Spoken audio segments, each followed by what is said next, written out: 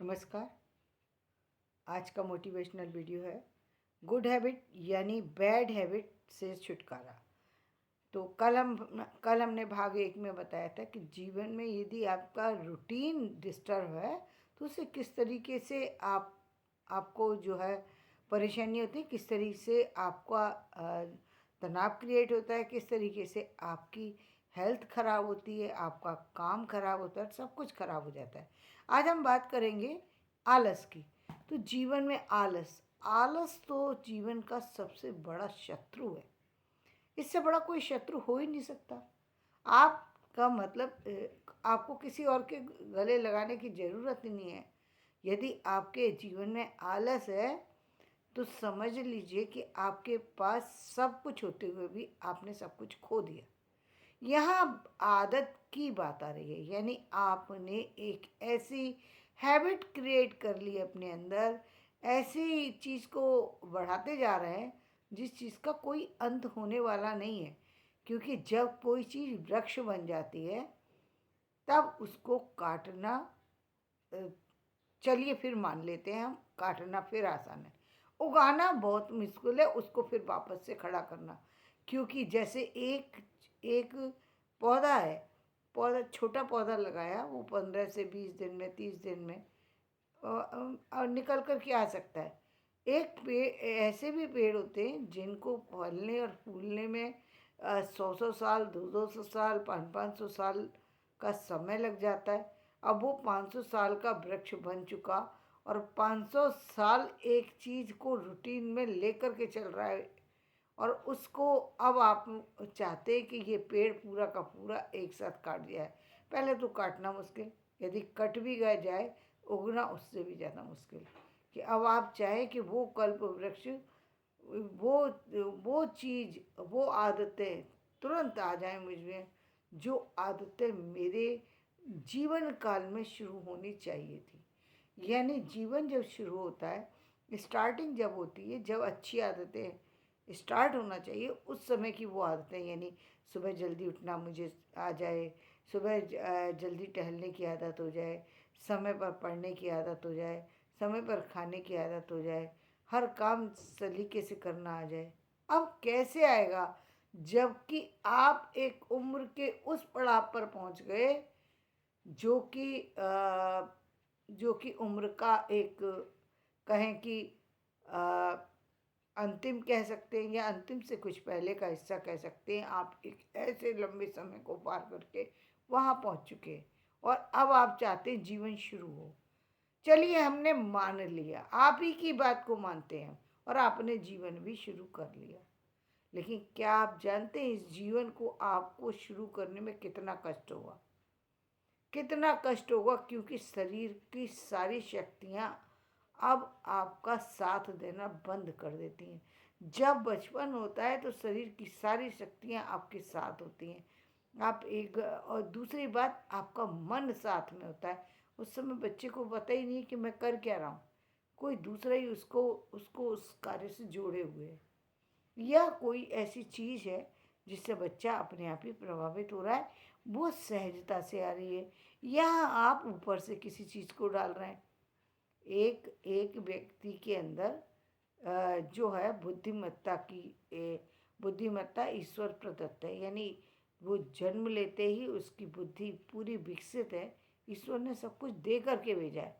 एक व्यक्ति दवाओं से बुद्धि को विकसित कर रहा है, तो विकसित तो कर सकता है, लेकिन दोनों की तुलना नहीं की जा सकती।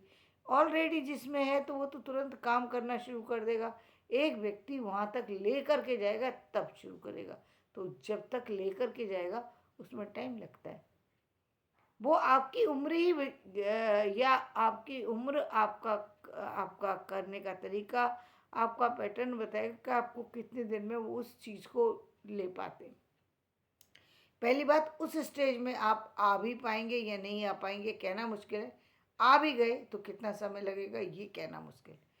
आप अब आप आगे चलिए, अब आप यहाँ तक तो पहुँच गए, लेकिन अब आपको फल जो इससे मिलने वाले थे, वो सारे फल तो आपके एक तरीके से बिखर चुके हैं।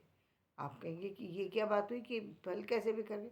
अरे भाई, आपका परिवार बिखर गया, आपकी चीज़ें बिखर गई। आप व्यक्ति किसके लिए ये सारी दुनिया में सारे सुख चाहता है, सारी संपत्ति चाहता है, सारा नाम चाहता है, सारे अपने मित्र चाहता है? कि मेन बात होती है वो अब चाहता है मेरे माता पिता मुझे देख करके खुश हों। अब माता पिता कहाँ से लाओगे? माता पिता तो जा चुके हैं। जिन बच्चों की बात कर रहे हो वो तो बच्चे आपके बराबर के आके खड़े हो गए, यानी बच्चे तो खुद उस लेवल पर पहुंच गए जिस लेवल पर आप पहुंचेंगे। अब उनको आपकी बात का, बच्चों को, बच्चे उस लेवल पर हैं, वो उस बात को महत्व देंगे या नहीं देंगे, या देंगे तो उनको कोई फर्क नहीं पड़ता। वो खुद इतने काम में बिजी हैं, उन पर कोई उस चीज़ का असर नहीं पड़ रहा जिसका प्रभाव पहले पड़ता। जब एक बच्चा छोटा होता है वो अपने पिता को बड़े पद पर आसीन देखता है तो उसके मन में बहुत खुशी होती है। संपन्नता देखता है तो वो थोड़ा सा अपने आप को ऐसा फील करता है कि मैं कुछ हूँ, मेरी कोई ताकत है। और जब वो अपने आप से बड़ा है तो वो, उसे लगता है कि उसको तो कोई फ़र्क पड़ता नहीं कि आपके पास हो तो ठीक है, नहीं हो तो ठीक है। तो आप उसके वो एडवांटेज, वो प्यार, वो बच्चों का बचपन जिसमें आप गाड़ी में बच्चे को घुमाना चाहते थे, अब कैसे घुमाएंगे गाड़ी में? अब वो बचपन तो नहीं ला सकते उस बच्चे का। मान लीजिए कि आप एक इस उम्र के दौरान एक बच्चे को पैदा भी कर लेते हैं, अडॉप्ट भी कर लेते हैं, कुछ भी कर लेते हैं। अब उसके लिए वो तो कर लिया, लेकिन अब उस बच्चे का, जिसको आपने अडॉप्ट किया, जिसको आप आगे लेकर के चल रहे हैं, क्या आप उसकी खुशियाँ देख भी पाएंगे? क्या आप उसकी खुशियों को देखने के लिए बचेंगे भी? और क्या वो बच्चा सारे गुण संपन्न है, सारा आपको प्यार करता है, सब कुछ है, लेकिन कहीं ना कहीं उसके मन में भी ये डर है कि मैं कभी भी अपने माता पिता को खो सकता हूँ। और आपको भी ये डर है कि कहीं ऐसा ना हो कि मैं बीच में ही असमय में हूँ। तो यानी एक एक वो जो आपके दिल में जो प्यार है, जो चाहत है, जो उसको पनपते हुए देखने की जो इच्छा है, वो सब तो कहीं ना कहीं अधूरी ही रह जाएंगी। व्यक्ति मूल रूप से दुनिया के लिए जीता है दुनिया के लिए, लेकिन मूल रूप से उसके मन में कहीं ना कहीं अपने परिवार से बहुत लगाव होता है, अपने दोस्तों से बहुत लगाव होता है, और वो सारे चीज़ों को वो खो चुका होता है। अब इस उम्र में वो सारे ना दोस्त लौटेंगे, ना माता पिता लौटेंगे, ना भाई लौटेंगे, ना बहन लौटेंगी।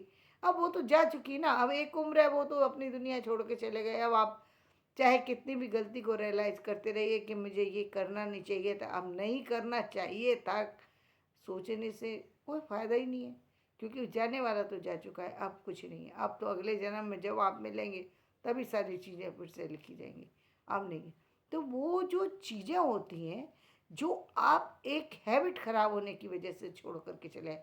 आपने, आपकी हैबिट थी कि आप लापरवाही के कारण से अपने परिवार वालों की बात सुनते नहीं थे। आपको जो सुबह 4 बजे उठना चाहिए था, आपका आलस, अभी मैं थोड़ी देर में उठूँगा, अभी थोड़ी देर में उठूँगा, थोड़ी देर में उठूँगा, थोड़ी देर में उठूँगा, थोड़ी देर में उठने की वजह से आपने अपनी पूरी स्टडी को प्रभावित किया, अपने परिवार में कलह का वातावरण बनाया, अपने जीवन में जितना भी जहर घोल सकते थे वो सारा जहर लेकर के आए।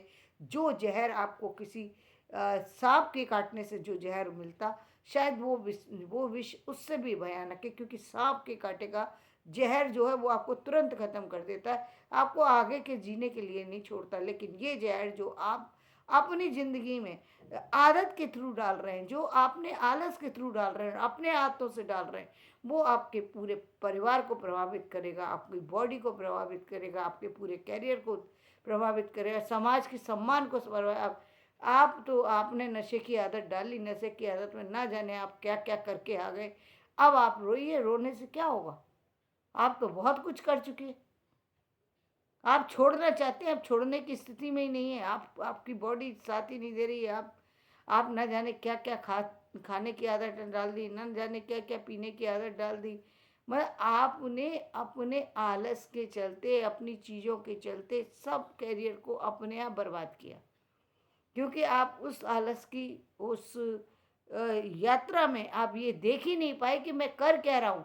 क्योंकि सीखता व्यक्ति कब है? जब अच्छी संगत में बैठता है, अच्छे लोगों के संपर्क में होता है, अच्छी पुस्तकों के संपर्क में होता है, अच्छे ज्ञान के संपर्क में, अच्छी मूवी को देखता है, अच्छी चीज़ों को देखेगा, तब करेगा ना। लेकिन ये सब करने के लिए तो आपके पास टाइम ही नहीं था। अब आप चाहें मैं तो बहुत अच्छा खिलाड़ी था, तो था से क्या मतलब है? अब आप 50 साल के हो गए, अब था, उस था का क्या मतलब है? जो था, में जिस था को आप बोल रहे हैं, उसका मतलब रह नहीं जाता, मतलब ही नहीं रह जाता। आप अपने हाथ से अपनी ज़िंदगी को बर्बाद कर देते हैं पूरी तरह से। आलस से बड़ा कोई शत्रु हो ही नहीं सकता। इसलिए मैं कहती हूँ कि ये जितनी जल्दी आप आलस को छोड़ देंगे, शायद जो जीवन बच गया, उस जीवन की खुशियाँ शायद अपने बच्चों को दे सकें, अपने परिवार को दे सकें, अपने आप को दे सकें, अपनी हेल्थ को दे सकें, अपने और जो चीज़ें हैं जो बची हैं उनको संवार सकें। सारी ज़िंदगी इसको लेकर के चलना, ये इससे बड़ी कोई वो नहीं है। सारी ज़िंदगी आपको कोई दूसरा क्यों देखे? आप खुद को देखने में समर्थ हैं, आपके आलस ने आपको चौपट कर रखा है। क्यों आपको तो इतना आलस है, नहीं मैं 1 कप चाय क्यों बनाने जाऊँ, जब मेरे लिए कोई दूसरा बना सकता है। आपने अपने आलसी नेचर की वजह से अपने जीवन को इतना बर्बाद किया जिसकी कोई हद ही नहीं है, इतना बर्बाद किया है। कि आप किसी भी, आपको कोई ज़रूरत, आपके हाथ में कोई पेन पकड़ा दे, आपके हाथ में कोई कॉपी ला के दे दे, आपको ठंड से उठना ना पड़े, गर्मी में आपको गर्मी परेशान ना करे इसलिए बाहर ना जाना पड़े, आपको कुछ भी ना करना पड़े। आप जब कुछ भी नहीं करेंगे तो क्या करेंगे? हद तो कई बार तो इतने आलसी होते हैं, कुल्ला करने सुबह, मतलब मुंह साफ कर सुबह उठ करके मुंह धोना, कुल्ला करना ये एक सामान्य प्रक्रिया है, लेकिन बहुत से लोग, मैंने देखा भी है, मैंने सुना भी है, दोनों ही चीज़ें हैं कि वो ना तो मुंह धोते हैं सुबह उठकर, ना कुल्ला करते हैं, सीधे उनके हाथ में चाय आई और चाय पीना स्टार्ट कर दिए। ये क्या कर रहे हैं? ये अपने आप को बर्बाद कर रहे हैं, मतलब आपने अपने पैरों में जंग लगा रखी है। सुबह के समय तो मतलब चाहे जाड़ा हो या गर्मी हो, कुछ भी हो, आप एक बाथरूम तक जाने में वो कर रहे हैं। एक दिन आप बेड पर ही मरेंगे और बेड पर ही खत्म सब कुछ होगा। क्यों? क्योंकि आपने अपने आप को बर्बाद किया। एक व्यक्ति किसी परिस्थिति के कारण से मजबूर हो जाता है, कोई घटना घट गई, कोई एक्सीडेंट हो गया, कुछ हो गया, वो समझ में आता है। लेकिन आप तो अपने यहाँ तो अपनी दुनिया को खत्म करने में लगे हुए हैं। इससे बड़ा कोई शत्रु नहीं होगा आपका। ज्ञान से तो आप वंचित पूरी तरह से ही हो जाएंगे, वो तो आप प्राप्त कर ही नहीं सकते, क्योंकि उसके लिए तो व्यक्ति की साधना जो है वो बहुत महत्व रखती है। साधना के बिना कोई कार्य नहीं होता। जीवन में किसी भी सफलता को प्राप्त करने के लिए साधना करनी ही पड़ती है, और साधना की शुरुआत होती है आपकी दिनचर्या। और ये दिनचर्या तो उन्हीं लोगों की बन सकती है जो अपने आप को किसी भी सिस्टम में डालने के लिए तैयार हो। वो सिस्टम स्टार्टिंग से ही होता है, चाहे वो किसी भी रूप में हो। आपने कुछ बच्चे को देखा होगा कि वो आसानी से काफ़ी कुछ लिख लेते हैं, आसानी से काफ़ी कुछ पढ़ लेते हैं। इसलिए पढ़ लेते हैं क्योंकि उन्होंने उस आदत को डेवलप किया है। ऐसे नहीं होती है कि आप एक दिन बैठे, आपको कभी उस 5 मिनट आप बैठेंगे, 5 मिनट में आपको भूख भी लगेगी, प्यास भी लगेगी, नींद भी आएगी, पेट में दर्द भी होगा, सब कुछ होगा। क्योंकि आपकी, अब आप बड़े हो गए ना, तो आपको उस वो आदत है, मतलब पूरी तरह से अपने आप में जकड़ चुकी है। अब उसको छुड़ाने में आपको मेहनत तो करनी पड़ेगी, लेकिन फिर भी मैं कहती हूँ वो फिर भी समय रहते फिर भी छूट सकती है। लेकिन आपने इसको फिर से यदि बढ़ाते चले गए तो बहुत पछताएंगे। इसलिए अपनी इस आलस की जो स्थिति है उसको तो आपको अपने हाथों से ही उसको खत्म कर देना चाहिए। ये कोई दूसरा नहीं खत्म करेगा कि मेरी पत्नी मुझे रोज जगाए 4 बजे, तब मैं 4 बजे। अरे पत्नी क्यों जगाए, घड़ी क्यों जगाए आपको? आप खुद क्यों नहीं जगते? अरे आपकी जगाने के लिए घड़ी का सहारा तो आज लोग लेते हैं ना, घड़ी क्यों? आप खुद कहाँ हैं? आपकी आपकी अपनी कोई भूमिका है या नहीं, कि आप अपने जीवन में हैं या नहीं, जीवन यात्रा में?